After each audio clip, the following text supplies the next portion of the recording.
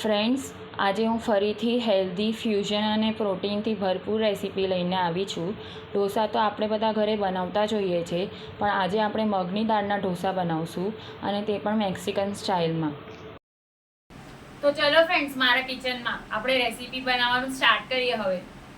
જો તમને મારી બતાવેલી રેસીપી ગમે તો મારી ચેનલને સબસ્ક્રાઈબ જરૂરથી કરજો અને સાથે સાથે બેલ આઇકન પર પણ ક્લિક કરજો, જેથી કરીને હું જેવી નવી રેસીપી પોસ્ટ કરું તેની નોટિફિકેશન સૌથી પહેલાં તમને મળે. ફ્રેન્ડ્સ, સૌથી પહેલાં આપણે ઢોસા બનાવવા માટે બેટર રેડી કરશું, જેની માટે મેં અહીંયા ફોતરાવાળી મગની દાળને 4 થી 5 કલાક માટે પલાળીને રાખી હતી. તમે જોઈ શકો છો ફોતરા છૂટા પડી ગયા છે અને દાળ પણ એકદમ સરસ પલળી ગઈ છે. દાળમાંથી પાણી નિતારીને તેને પીસવા માટે મિક્સર જારમાં લઈ લઈએ ને તેમાં તીખાશ માટે તીખા મરચાં એડ કરશું અને સાથે સાથે કોથમરીની સ્ટેમ્સ પણ એડ કરશું, જેનાથી ટેસ્ટ બહુ જ સરસ આવશે. દાળને 2 બેચમાં પીસી લઈશું. તમે જોઈ શકો છો દાળ પીસાઈ ગઈ છે ને આવી સ્મૂથ પીસવાની છે.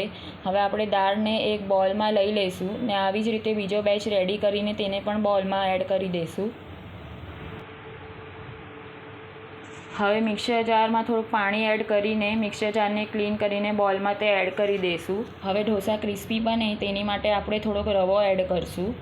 તમારી પાસે જો રવો અવેલેબલ ન હોય અથવા તો તમને તેને સ્કીપ કરવું હોય તો તમે તેની બદલે ચોખાનો લોટ પણ એડ કરી શકો છો.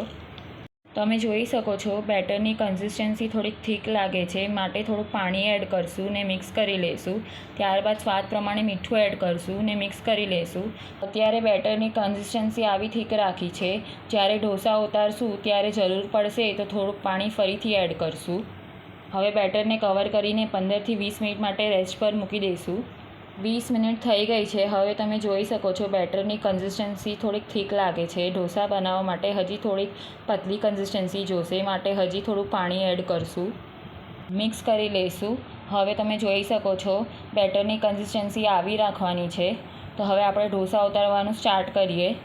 ઢોસા બનાવવા માટે મેં અહીંયા લોખંડની લોઢી લીધી છે. તમે નોનસ્ટિક લોઢી પણ લઈ શકો છો. હવે સૌથી પહેલાં આપણે લોઢીને તેલથી ગ્રીસ કરી લઈશું. ત્યારબાદ એક મોટા ચમચા જેટલું બેટર લઈ અને તેને આવી રીતે પાથરી દઈશું લોઢી પર. વધારે પડતું પતલું નથી પાથરવાનું, કારણ કે આપણે વેજીટેબલ એડ કરશું તો ઢોસો સોગી થઈ જશે. તમે જોઈ શકો છો ઢોસો મેં પાથરી દીધો છે. હવે મેં અહીંયા વેજીટેબલ લીધા છે, જેમાં મેં 3 કલરના કેપ્સિકમ, કોબી અને ઝુકીની લીધી છે. બધા જ વેજીટેબલ મેં અહીંયા લાંબા અને પતલા કટ કરી લીધા છે. પર્પલ કેબેજ એડ કરવાથી ઢોસાનો લુક બહુ સરસ આવશે, પણ મારી પાસે અત્યારે તે અવેલેબલ નથી, માટે મેં તે નથી લીધી.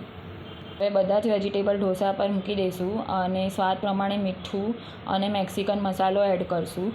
સાથે સાથે મિક્સ હર્બ્સ, ઓરિગેનો અને ચીલી ફ્લેક્સ પણ એડ કરી દઈશું. મસાલા ઓછા વધારે તમે તમારા ટેસ્ટ અકોર્ડિંગ એડજસ્ટ કરી શકો છો. ત્યારબાદ ઢોસાની ફરતે તેલ એડ કરશું. ઢોસો પાથરતી વખતે ગેસની ફ્લેમ સ્લો રાખવી અને ત્યારબાદ મીડિયમ કરી દેવી. હવે વેજીટેબલ થોડાક સોફ્ટ થાય માટે ઢોસાને લીડથી કવર કરી દઈશું. વેજીટેબલ બહુ ઓવરકુક નથી કરવાના, ફક્ત 1 થી 2 મિનિટ માટે જ કૂક કરવાના છે. હવે હળવે હાથે સ્પેચ્યુલાના હેલ્પથી વેજીટેબલ બધા આવી રીતે ઢોસા પર પાથરી દઈશું. હવે લોઢીને ફેરવતા ફેરવતા બધી જ બાજુથી ઢોસાને પ્રોપરલી કૂક કરી લઈશું. ઢોસો પ્રોપરલી કૂક થઈ ગયો છે, તો હવે આપણે તેને કાઢી લઈશું. તમે જોઈ શકો છો ઢોસો ઇઝીલી લોઢી પરથી છૂટો પડી જાય છે.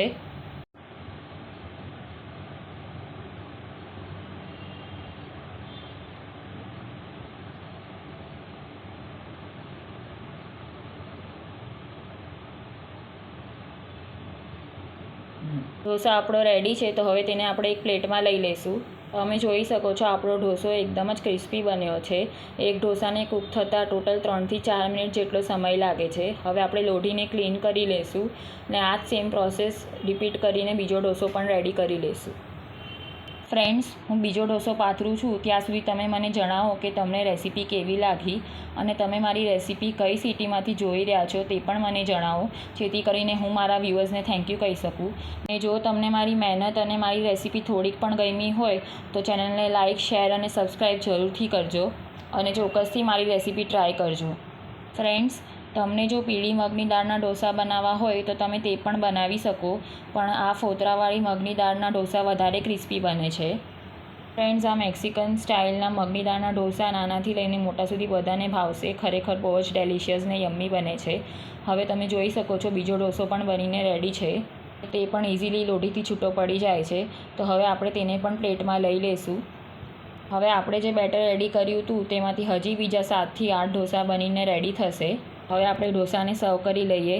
મેં અહીંયા ઢોસાને મેયોનીઝ અને ટમેટો કેચઅપના ડીપ સાથે સર્વ કર્યા છે. તો બનીને રેડી છે મેક્સિકન મૂંગ દાળ ઢોસા. ફરી મળશું નેક્સ્ટ રેસીપી સાથે. Bye bye.